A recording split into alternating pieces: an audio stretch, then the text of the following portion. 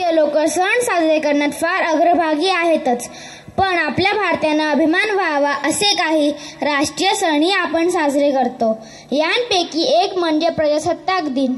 दरवर्षी जानेवारी महिन्याच्या 26 तारखेला प्रजासत्ताक दिन आपण साजरा करतो. आपला भारत 15 ऑगस्ट 1947 रोजी स्वतंत्र झाला, पण त्याची लोकशाही राज्यघटना 26 जानेवारी 1950 रोजी अंमलात आली आणि त्या दिवसापासून आपण हा दिवस प्रजासत्ताक दिन म्हणून साजरा करतो.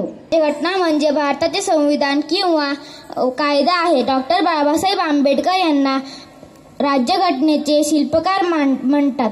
आपला भारत हा एक मोठा लोकशाही राज्य आहे. हा अधिकार भारताच्या घटनेनुसार 26 जानेवारी 1950 ला मिळाला आणि त्या दिवसापासून प्रजेची सत्ता सुरू झाली. भारताची राजधानी दिल्ली येथे या दिवशी सकाळी ध्वजारोहणानंतर व लाल किल्ल्यावरून राष्ट्रपतींचे राष्ट्राला उद्देशून भाषण होते. या कार्यक्रमात भारताची सर्व घटक राज्ये भाग घेतात. सर्व क्षेत्रातील वैभवाचे आणि संस्कृतीचे भव्य मिरवणूक काढतात.